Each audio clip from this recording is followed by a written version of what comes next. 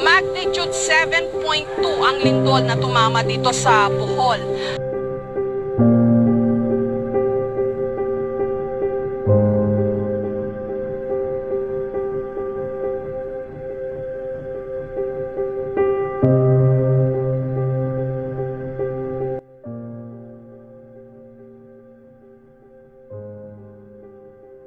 I am Duwid Bintizeko, Estrella, SMT.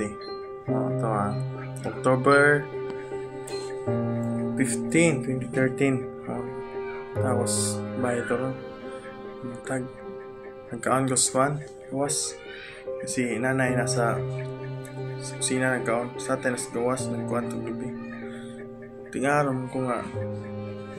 Kusog. Naiming buto ba? Unay yung buto. Repeat.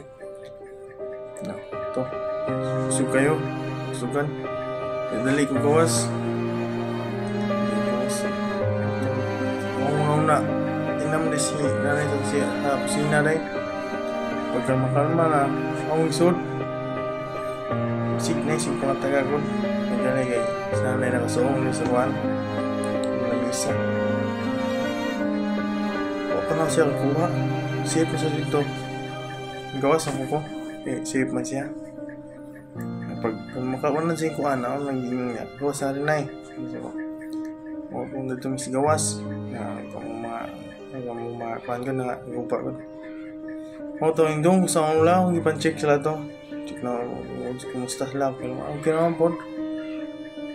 Taghan na po nga, kuhan na po. Kasi naman po, pinangatay na samad na natin. Samad po.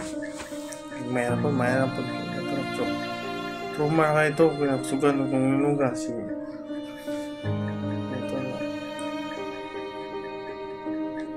Ito nga. Kagabi, hindi naman yung sa 1. Gaman may tent sa gawas. Tent niya. Ito naman matog.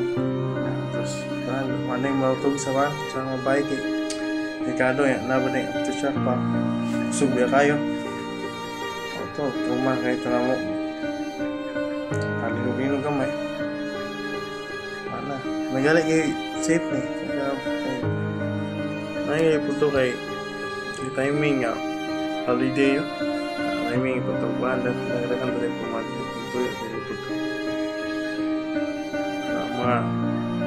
aftershock siya. Aftershock siya kuhan. Nagmay. Naguban. Matol niya po. Mahalad po. Ito si balik niya ito. Hanod naman. Pero yan. Okay naman. Kahit kami sa normal. So, trauma yung mga yun. Kaya tumahan ito. Sugan also ito na first time ko na tuwa ito. Suga yun. Mag-iubon lang. Good day, sir. My name is Romel B. Paigalan, Section S3G. My experience in Bohol earthquake in 2013, 7.2 magnitude. Siyempre, trauma gid kayo sir kay naman umi magdahom nga mulinog nga to kakusog yung tambay-tambay rami kubas ma barkada na ko dito niya umi damag abi na ko kay ka-sweating sheet nga kalit na mag-uyog niya abi na ko gibinuangan sa mga bata giyuyog-uyog ra masimig kumadlong okay tanaw sa lakas babaw sa tingshid kay may tao hindi si uyog yapon yeah. Kusog nagtaman ang ulinog iya-iyamig kung dagas mga barkada na ko yeah, okay. Nakabuwag-buwag na mi okay. Tungod lang sa karatol-ratol wana kadima o mo sa ipang buhat yeah. Amo pong gibuhat para makuha ng linog sir kay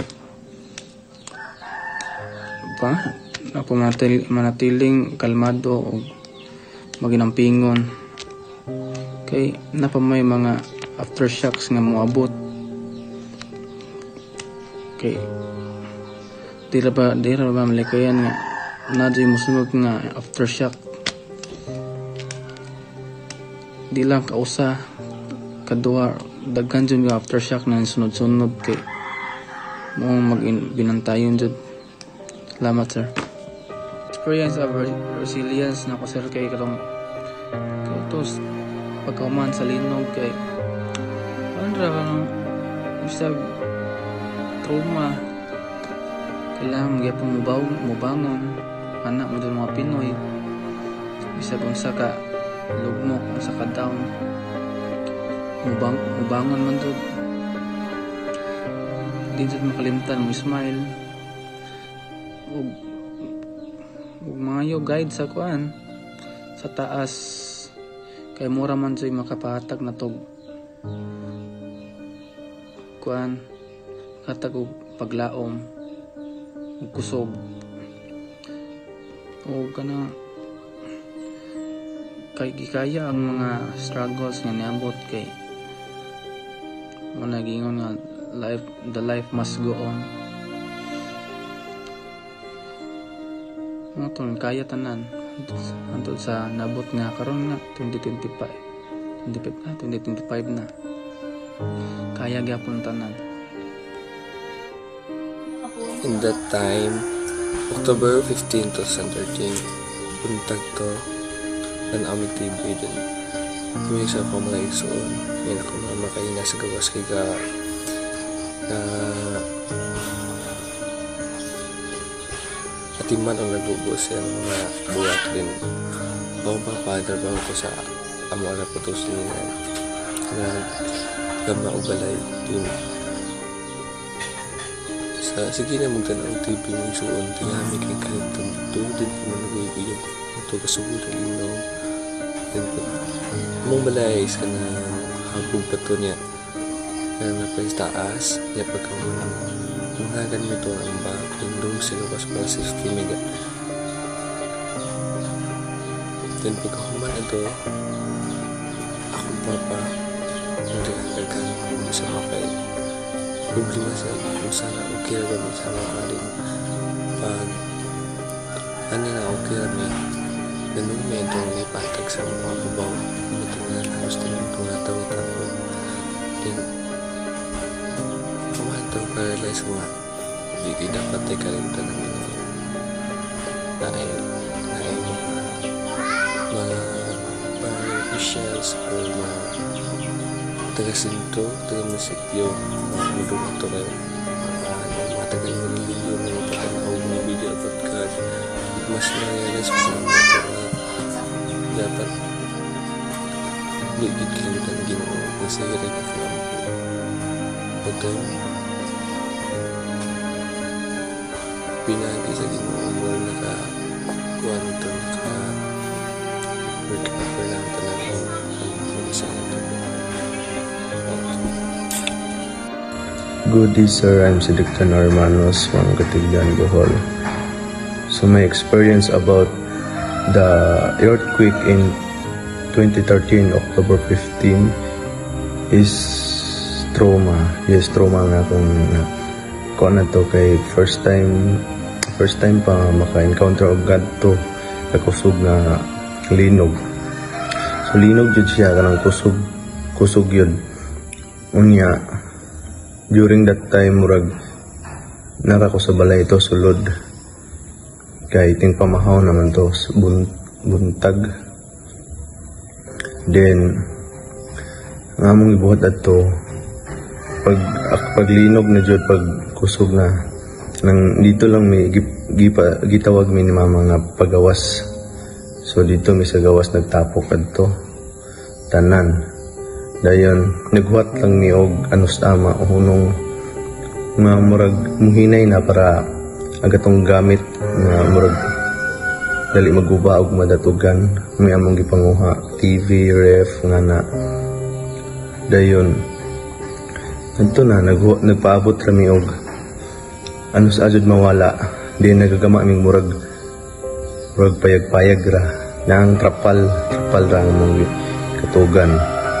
Mabuntag magabi dito migapuyo kay kada oras dito mag aftershock ng godya hadlok pa magpuyo og balay kay basin og makuan mahugno malangana kay sige pag aftershock dayon gabok pa ang murag semento kay dugay na ba mo tong gagamaran mo trapal running murag kuan safe nga place dito na magibutang gamong mga gamit trapal ra aton ra may matug kami tanan diri nga dool sa amo dito katapok rami dayon maura to nga among gibuhat dito trauma mi tanan nga family tungod kay kusog kayong linog diri sa Bohol kaluoy sa Ginoo ra man puy nakuha ng mga pamilya safe ra hinong putanan.